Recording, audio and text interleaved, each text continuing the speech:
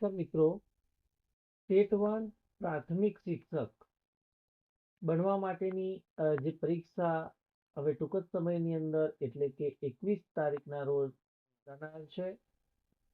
એ માટે ખૂબ જ ઉપયોગી થાય તેવા નવા અભ્યાસક્રમ મુજબ ધોરણ 3 થી 5ના પર્યાવરણ વિષયના જે મોસ્ટ આઈએમપી પ્રશ્નો છે એ પ્રશ્નો આજના વિડીયોની અંદર આપણે ચર્ચા કરવાના છે.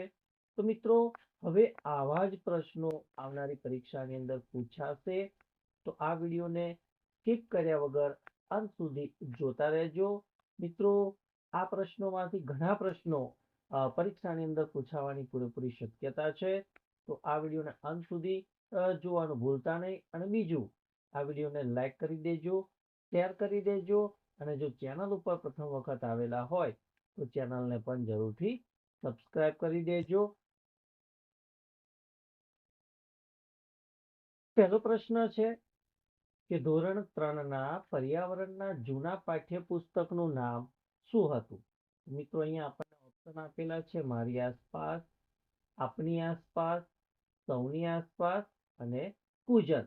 તો મિત્રો, આનો જવાબ સાચો આવશે ઓપ્શન એ, મારી આસપાસ. ત્યારબાદ પ્રશ્ન નંબર 2 કે ધોરણ 4ના પર્યાવરણના જૂના પાઠ્યપુસ્તકનું નામ શું હતું? ઓપ્શન પણ તમે જોઈ શકો છો: મારી આસપાસ, આપણી આસપાસ, સૌની આસપાસ કે પછી કુજન. તો ધોરણ 4ના જે પર્યાવરણનું જે જૂનું પાઠ્યપુસ્તક છે એનું નામ હતું ઓપ્શન બી, આપની આસપાસ. ત્યારબાદ પ્રશ્ન નંબર 3 કે ધોરણ 5ના પર્યાવરણના જૂના પાઠ્યપુસ્તકનું નામ શું હતું? ઓપ્શન તમે જોઈ શકો છો: મારી આસપાસ, આપની આસપાસ, સૌની આસપાસ અને કુજન. તો જે ધોરણ 5 પર્યાવરણના જૂના પાઠ્યપુસ્તકનું નામ આવશે સૌની આસપાસ, એટલે કે ઓપ્શન સી આપણો સાચો ઉત્તર છે. ત્યારબાદ પ્રશ્ન નંબર 4 કે ધોરણ 3 પર્યાવરણ, જે અત્યારે આપણે આસપાસ તરીકે ઓળખીએ છીએ, એ પાઠ્યપુસ્તકના પાનાની સંખ્યા કેટલી છે? ઓપ્શન તમે અહીંયા જોઈ શકો છો: 170, 188, 212 અને 199. તો ધોરણ 3 પર્યાવરણનું જે નવું પાઠ્યપુસ્તક છે એના જે પેજની વાત કરીએ તો એ 170 છે. ત્યારબાદ પ્રશ્ન 5, જેની અંદર તમે અહીંયા જોઈ શકો છો કે ધોરણ 4 પર્યાવરણ એટલે કે આસપાસ પાઠ્યપુસ્તકમાં પાનાની સંખ્યા કેટલી છે?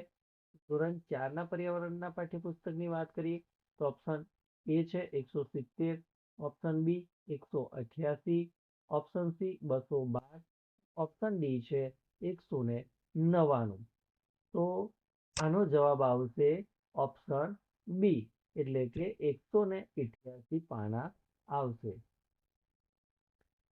ત્યારબાદ પ્રશ્ન નંબર 6 કે ધોરણ 5 પર્યાવરણ એટલે કે આસપાસ પાનાની સંખ્યા કેટલી છે? વિદ્યાર્થી મિત્રો, આનો જવાબ આવશે ઓપ્શન ડી, 199 જેટલા પાના છે. ત્યારબાદ પ્રશ્ન નંબર 7 કે પર્યાવરણ વિષય કયા ધોરણથી ચાલુ થાય છે? અહીંયા તમે જોઈ શકો છો ધોરણ 1, ધોરણ 2, ધોરણ 3 અને ધોરણ 4. તો જે પર્યાવરણ વિષય છે એ વિદ્યાર્થી મિત્રો ધોરણ 3 ચાલુ થાય છે, એટલે ઓપ્શન સી આપણો સાચો ઉત્તર છે. ત્યારબાદ પ્રશ્ન 8 કે શરીરનો રંગ બદલી શકતું પ્રાણી કયું છે? ઓપ્શનમાં તમે જોઈ શકો છો કાચિંડો, વાંદરો, નોળિયો અને સાપ આપેલા છે. તો આમાંથી રંગ બદલી શકતું જે પ્રાણી છે એ ઉત્તર આવશે ઓપ્શન એ, કાચિંડો. ત્યારબાદ પ્રશ્ન 9 કે કલ્પવૃક્ષ તરીકે કયું વૃક્ષ ઓળખવાય છે? ઓપ્શન એ આંબો, બી લીમડો, નાળિયેરી કે પછી પપૈયું. તો અહીંયા જે કલ્પવૃક્ષ છે એ કલ્પવૃક્ષ તરીકે નાળિયેરીનું વૃક્ષ ઓળખાય છે. ત્યારબાદ પ્રશ્ન નંબર 10 કે પાંદડા સીવીને માળો બનાવતું પંખી કયું છે? કબૂતર, કોયલ, ચકલી કે પછી દરજીડો? તો મિત્રો પાંદડા સીવીને માળો બનાવતું પક્ષી એ દરજીડો છે. એટલે કે ઓપ્શન ડી આપણો સાચો ઉત્તર રહેશે. પ્રશ્ન નંબર 11 છે કે ધોરણ 3 પર્યાવરણ એટલે કે આસપાસ પાઠ્યપુસ્તકમાં કુલ એકમો કેટલા આપવામાં આવેલા છે? એ 20 એકમો, બી 22 એકમો, સી એકમો કે પછી ડી 25 એકમો? તો વિદ્યાર્થી મિત્રો ધોરણ 3 પર્યાવરણનું જે પાઠ્યપુસ્તક છે એની અંદર ટોટલ 25 એકમો આપવામાં આવેલા છે. એટલે કે ઓપ્શન ડી એનો સાચો ઉત્તર રહેશે. ત્યારબાદ પ્રશ્ન 12 કે ધોરણ 4 પર્યાવરણ પાઠ્યપુસ્તકમાં કુલ કેટલા એકમો આપેલા છે? તો એના વિકલ્પો પણ તમે અહીં જોઈ શકો છો. 20 એકમો, 22 એકમ, 23 એકમ, 25 એકમ. તો ધોરણ 4 પર્યાવરણ પાઠ્યપુસ્તકમાં પણ ટોટલ 25 એકમો છે. એટલે ધોરણ 3 અને ધોરણ 4 ના પર્યાવરણ પાઠ્યપુસ્તકમાં ટોટલ 25 એકમો આપવામાં આવેલા છે. ત્યારબાદ ધોરણ 5 પર્યાવરણની વાત કરીએ તો એમાં જે પાઠ્યપુસ્તકમાં કેટલા એકમો આપેલા છે? તો મિત્રો એના એકમોની વાત કરીએ તો એ 23 એકમો છે. એટલે કે ઓપ્શન સી આપણો સાચો ઉત્તર રહેશે. ત્યારબાદ પ્રશ્ન 14 છે કે દાદીને કેવી દાળ પસંદ છે? મીઠી દાળ, બી તીખી દાળ, ઓપ્શન સી ખાટી દાળ, ઓપ્શન ડી ખારી દાળ? તો વિદ્યાર્થી મિત્રો દાદીને મીઠી દાળ પસંદ છે. એટલે કે ઓપ્શન એ આપણો સાચો ઉત્તર રહેશે.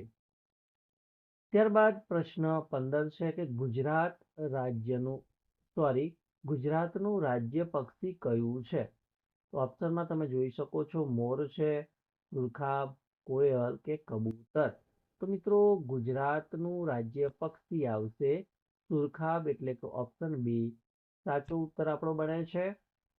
ત્યારબાદ પ્રશ્ન નંબર 16 કે ઓર્ગેનિક સ્ટેટ તરીકે કયું રાજ્ય ઓળખાય છે? તો ઓપ્શનમાં તમે જોઈ શકો છો સિક્કિમ રાજ્ય છે, રાજ્ય છે, મેઘાલય રાજ્ય છે અને બિહાર રાજ્ય છે. તો વિદ્યાર્થી મિત્રો ઓર્ગેનિક સ્ટેટ તરીકે સિક્કિમ રાજ્ય ઓળખાય છે. એટલે કે ઓપ્શન એ આપણો સાચો ઉત્તર છે. ત્યારબાદ પ્રશ્ન 17 કે કેરળમાં ખાદ્યતેલ તરીકે શાનું તેલ વપરાય છે? ઓપ્શન એ કપાસિયાનું તેલ, ઓપ્શન બી મગફળીનું તેલ, ઓપ્શન સી રાઈનું તેલ, ઓપ્શન ડી નારિયેળીનું તેલ? વિદ્યાર્થી મિત્રો આ પ્રશ્નનો સાચો ઉત્તર આવશે ડી નારિયેળનું તેલ. એટલે કે નાળિયેરીનું તેલ એ કેરળમાં ખાદ્યતેલ તરીકે વપરાય છે. ત્યારબાદ પ્રશ્ન નંબર 18 કે ભેજ માપવા માટે કયું સાધન વપરાય છે? Option A hygrometer, option B anemometer, option C thermometer, option D barometer? તો વિદ્યાર્થી મિત્રો અહીંયા ભેજ માપવા માટે આવશે હાઇગ્રોમીટર. એટલે કે ઓપ્શન એ આપણો સાચો ઉત્તર છે. ત્યારબાદ પ્રશ્ન 19 કે કયા પુલને કચ્છનું પ્રવેશ દ્વાર કહે છે? ઓપ્શનમાં તમે જોઈ શકો છો સુરજબારી પુલને, સરસ્વતી પુલને, ભાખરા નાંગલ પુલને, વણાકબોરી પુલને? વિદ્યાર્થી મિત્રો કચ્છનું પ્રવેશ દ્વાર એ સુરજબારી પુલને ઓળખવામાં આવે છે. એટલે કે ઓપ્શન એ આપણો સાચો ઉત્તર રહેશે. ત્યારબાદ પ્રશ્ન નંબર 20 કે વિશ્વ ઓઝોન દિવસ ક્યારે ઉજવવામાં આવે છે? તો જવાબની અંદર તમે અહીંયા જોઈ શકો છો 16 સપ્ટેમ્બર છે, 17 સપ્ટેમ્બર છે, 18 સપ્ટેમ્બર છે અને 19 સપ્ટેમ્બર છે. વિદ્યાર્થી મિત્રો આ પ્રશ્નનો ઉત્તર રહેશે 16 સપ્ટેમ્બર. 16 સપ્ટેમ્બરના રોજ વિશ્વ ઓઝોન દિવસ તરીકે ઉજવણી કરવામાં આવે છે. પ્રશ્ન 21 છે કે વિશ્વ જળ પ્લાવિત દિવસ ક્યારે ઉજવવામાં આવે છે? ઓપ્શન જોઈ શકો છો તમે 5 માર્ચ, 2 ફેબ્રુઆરી, 20 જૂન અને 10 ઓક્ટોબર. તો મિત્રો આનો સાચો ઉત્તર આવશે ઓપ્શન બી, 2 ફેબ્રુઆરીના રોજ વિશ્વ જળ પ્લાવિત દિવસ ઉજવવામાં આવે છે. પ્રશ્ન 22 છે કે ગ્રીન સિટી તરીકે કોને ઓળખવામાં આવે છે? એટલે ગ્રીન સિટી તરીકે કયા શહેરને ઓળખવામાં આવે છે? Option A Ahmedabad, option B Vadodara, option C Gandhinagar અને ઓપ્શન ડી આવશે વલસાડ. તો આનો સાચો ઉત્તર આવશે ઓપ્શન સી ગાંધીનગર. 23મો પ્રશ્ન છે કે સ્લોથ નામનું પ્રાણી દિવસમાં કેટલા કલાક ઊંઘે છે? ઓપ્શન એ 8 કલાક, ઓપ્શન બી 18 કલાક, ઓપ્શન સી 24 કલાક અને ઓપ્શન ડી 6 કલાક. તો વિદ્યાર્થી મિત્રો આ પ્રશ્નનો સાચો ઉત્તર આવશે ઓપ્શન બી 18 કલાક. આ સ્લોથ નામનું પ્રાણી દિવસમાં ઊંઘે છે. 24મો પ્રશ્ન છે કે 21મી સદીનું વૃક્ષ કયું ગણાય છે? આંબો, લીમડો, વડ કે પછી નારિયેળી? તો મિત્રો 21મા સદીનું વૃક્ષ એટલે કે ઓપ્શન બી લીમડો ગણાય છે. પ્રશ્ન 25 કે શતાબ્દી વૃક્ષ તરીકે કયું વૃક્ષ જાણીતું છે? કીવી, ખજૂરી, નારિયેળી કે પછી વડ? તો મિત્રો અહીંયા શતાબ્દી વૃક્ષની વાત કરીએ તો એ આવશે ખજૂરી. પ્રશ્ન 26 છે કે વરસાદનું માપન કયા સાધન દ્વારા કરવામાં આવે છે? Option A odometer, option B thermometer, option C speedometer કે ઓપ્શન ડી લેક્ટોમીટર? તો વરસાદનું માપન વિદ્યાર્થી મિત્રો ઓડોમીટર દ્વારા કરવામાં આવે છે. એટલે કે ઓપ્શન એ આપણો સાચો ઉત્તર રહેશે. 27મો પ્રશ્ન છે કે નીચેનામાંથી કયા પક્ષીની દ્રષ્ટિ તીવ્ર હોય છે? ઓપ્શન એ સમડી, ઓપ્શન બી ચકલી, ઓપ્શન સી પોપટ કે ઓપ્શન ડી ઘુવડ? તો અહીંયા વિદ્યાર્થી મિત્રો દ્રષ્ટિ જે પક્ષીની તીવ્ર છે એની વાત કરવામાં આવેલી છે. એટલે કે ઓપ્શન એ સમડી એ આપણો સાચો ઉત્તર બનશે. પ્રશ્ન 28 છે કે નીચેનામાંથી કયો સાપ ઝેરી નથી?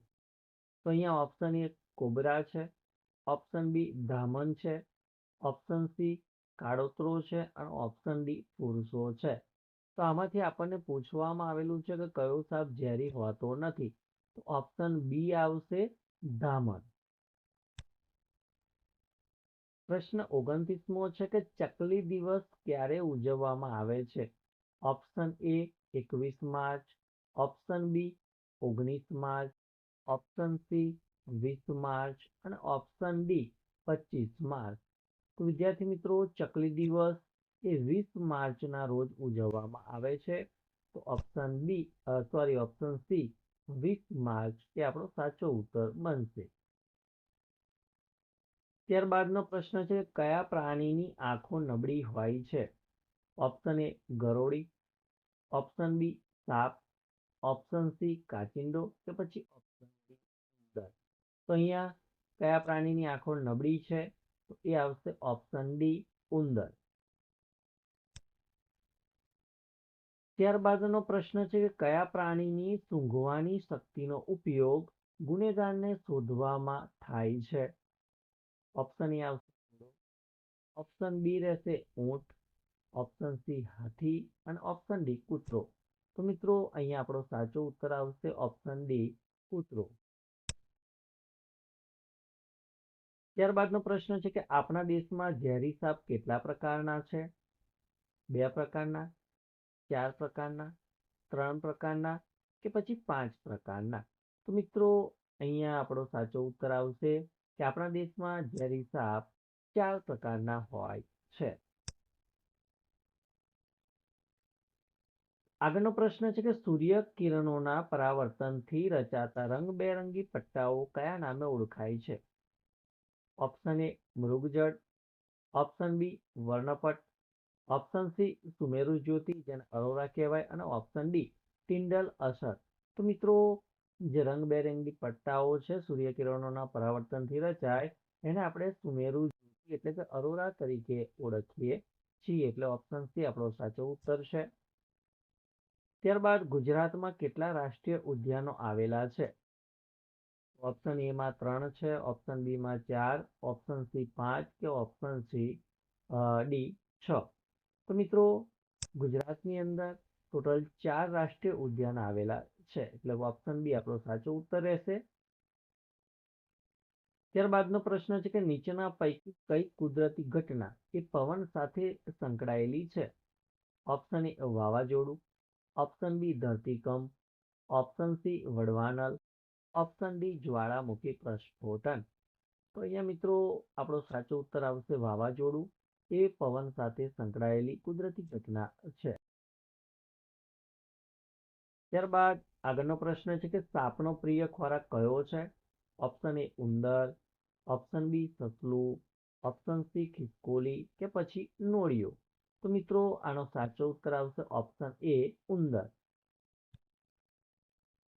37મો પ્રશ્ન છે કે પૃથ્વી દિવસ ક્યારે ઉજવવામાં આવે છે? એ 23 એપ્રિલે, બી 22 એપ્રિલે, સી 22 માર્ચે કે ડી 4 ઓક્ટોબરે. તો મિત્રો પૃથ્વી દિવસની વાત હોય તો એ 22 એપ્રિલના રોજ ઉજવવામાં આવે છે. એટલે 22 એપ્રિલ પૃથ્વી દિવસ. ત્યારબાદ પર્યાવરણ દિવસ ક્યારે ઉજવવામાં આવે છે? તો ઓપ્શન તમે જોઈ શકો છો 5 જૂન, 6 માર્ચ, 22 માર્ચ, 22 એપ્રિલ. તો મિત્રો પર્યાવરણ દિવસ એ 5 જૂનના રોજ ઉજવવામાં આવે છે. એટલે ઓપ્શન એ આપણો સાચો ઉત્તર છે.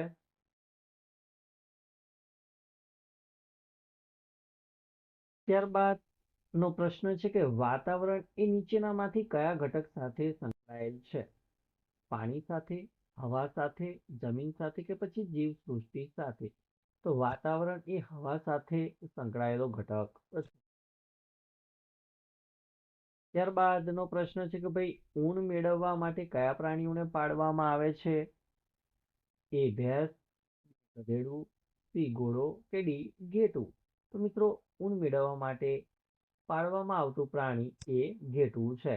એટલે કે ઓપ્શન ડી આપણો સાચો ઉત્તર છે.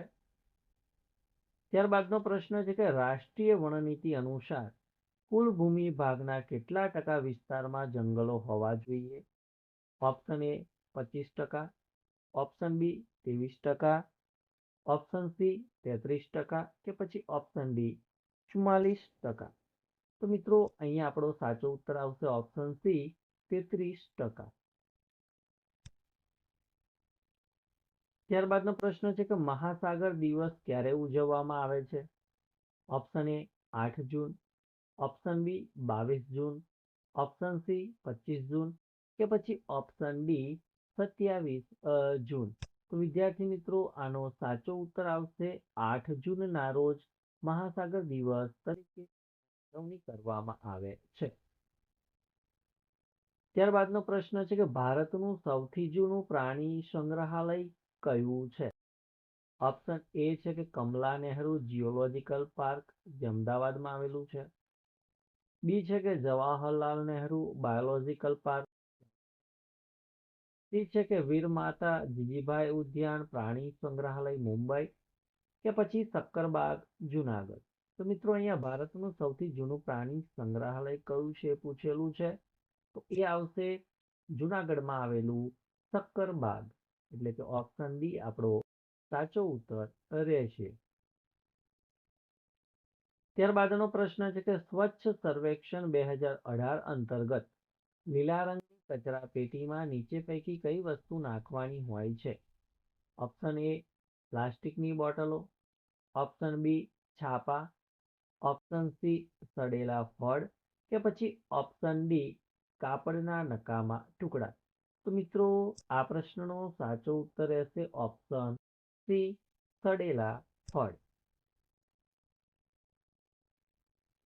ત્યારબાદનો પ્રશ્ન છે કે ગુજરાતમાં પર્યાવરણ માટે કાર્યરત સંસ્થા ગુજરાત ઇકોલોજીકલ સોસાયટી એટલે કે સી નું વડુ મથક ક્યાં આવેલું છે?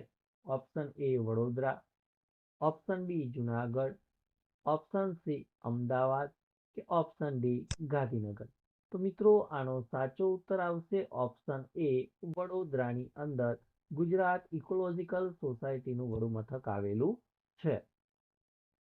ત્યારબાદનો પ્રશ્ન છે કે ગુજરાત વન વિભાગ દ્વારા મે 2025માં કોની વસ્તી ગણતરી કરવામાં આવી?